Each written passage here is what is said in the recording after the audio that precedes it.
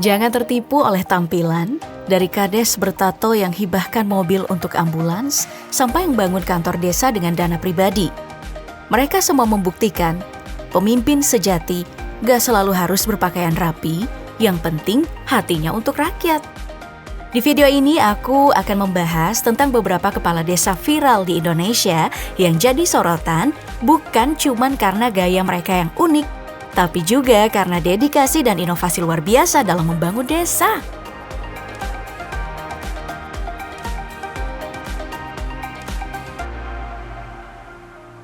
Kita mulai yang pertama dari sosok nyentrik ini. Di balik tubuh penuh tato dan tampilan ala gangster ini tersembunyi jiwa pemimpin visioner yang berhasil mengubah wajah desa dari yang biasa aja menjadi luar biasa. Di Desa Purwasaba, Kecamatan Mandiraja, Kabupaten Banjarnegara, nama Hoho Alkaf menjadi fenomena tersendiri.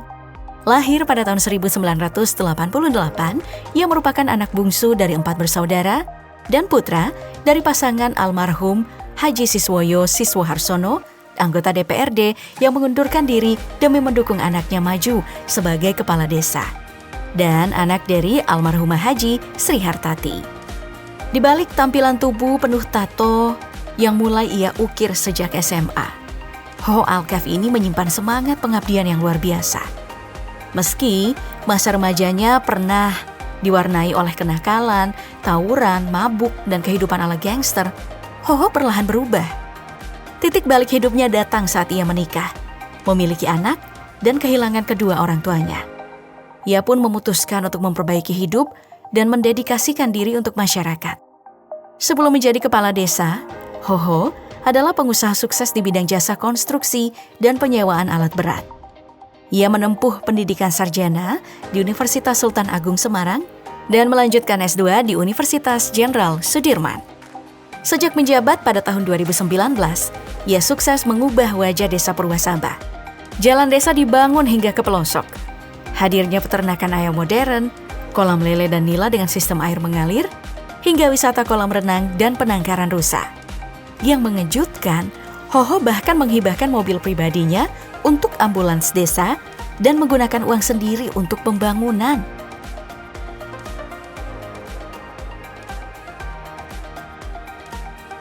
Jika Hoho Alkaf dikenal karena tatonya, maka Asep Sudrajat memiliki jalur berbeda. Dengan rambut mohak, kaos oblong, dan gaya bicara ceplas-ceplos, Asep Sudrajat mungkin lebih mirip selebritas jalanan ketimbang kepala desa. Tapi justru dari sanalah perubahan dimulai.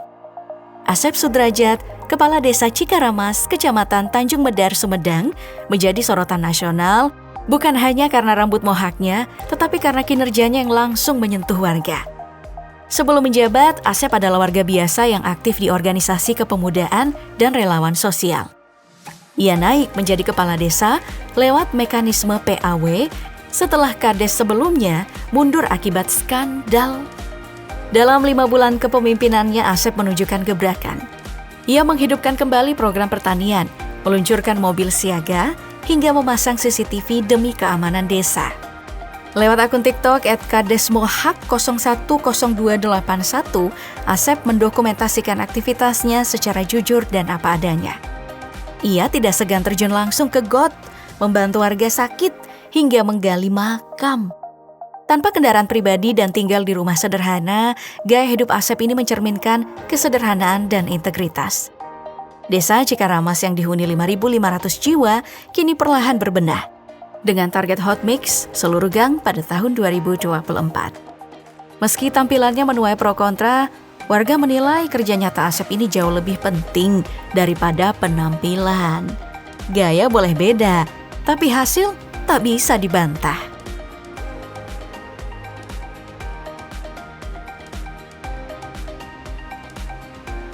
Cerita tentang kepala desa inspiratif tak berhenti di Sumedang.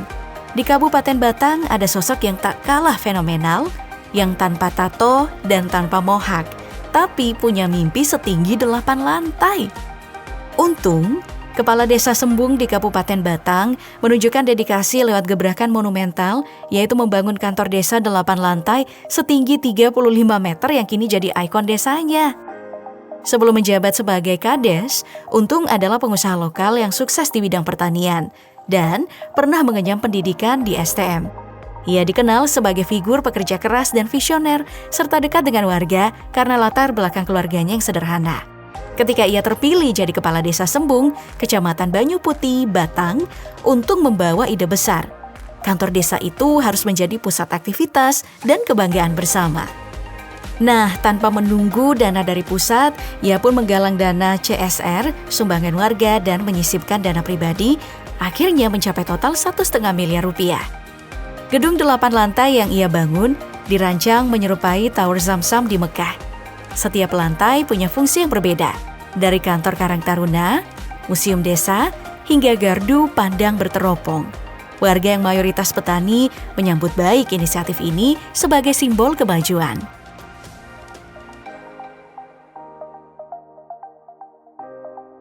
Setelah publik dibuat terpukau oleh Untung yang membangun kantor desa megah bah menara di Tanah Suci, muncul lagi nih sosok lain yang tak kalah fenomenal karena ketulusan yang begitu dalam, hingga warga rela turun ke jalan demi memintanya tetap memimpin.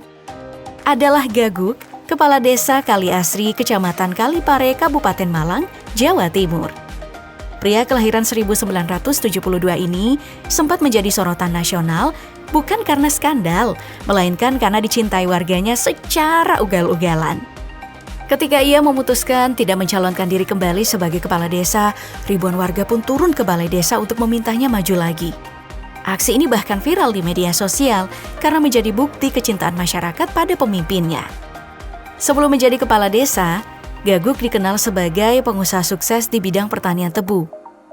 Meski berasal dari kalangan mapan, ia menjabat tanpa mengambil gaji sepeser pun dan menolak memanfaatkan lahan garapan milik desa yang biasa dikelola oleh kepala desa atau dikenal sebagai tanah bengkok seluas 12 hektar untuk kepentingan pribadi. Malahan, seluruh hasil dan fasilitas desa ia kembalikan untuk kesejahteraan rakyat. Gaguk juga dikenal sederhana dan membumi. Ia jarang memakai seragam dinas dan setiap hari berangkat ke kantor hanya dengan sepeda ontel. Gaya kepemimpinan yang jujur, tegas, dan berpihak pada rakyat menjadikan Kali Asri sebagai desa percontohan dalam kemandirian pangan dan energi. Prestasi dan integritasnya membuat warga tak rela kehilangan. Dengan berlinang air mata, Gaguk akhirnya luluh.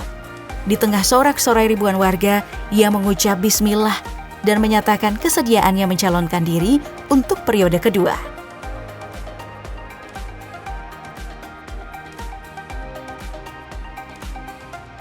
Jika Gaguk dicintai karena kesederhanaan dan pengabdiannya, maka kisah Dodi Romdani justru mencuri perhatian karena keputusan yang berani. Mundur dari jabatan kepala desa demi masa depan yang lebih baik di luar negeri. Beberapa waktu lalu, nama Dodi Romdani viral di media sosial. Ia adalah Kepala Desa Sukamulya, Kecamatan Purwadadi, Kabupaten Ciamis yang memilih mundur dari jabatannya untuk kembali bekerja di Jepang sebagai tenaga kerja migran. Lulusan SMK ini sebelumnya memang pernah menjadi pekerja migran sebelum dipercaya memimpin desa di tahun 2019.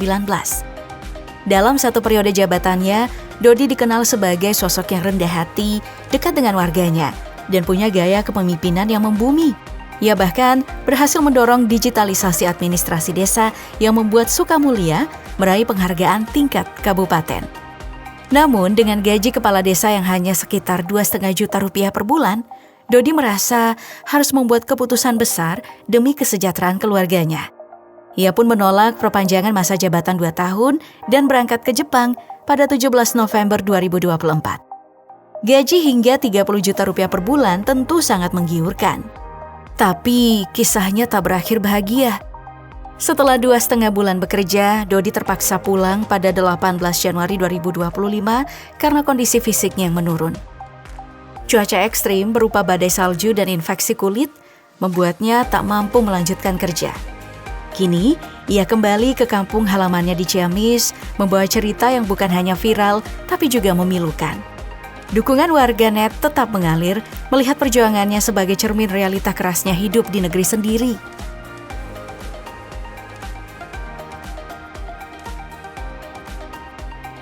Jika kisah Dodi Romdani menyentuh karena perjuangannya demi keluarga, Maka sosok Indah Aprianti justru viral karena keberaniannya menghadapi tekanan di lapangan tanpa gentar dan tanpa kompromi.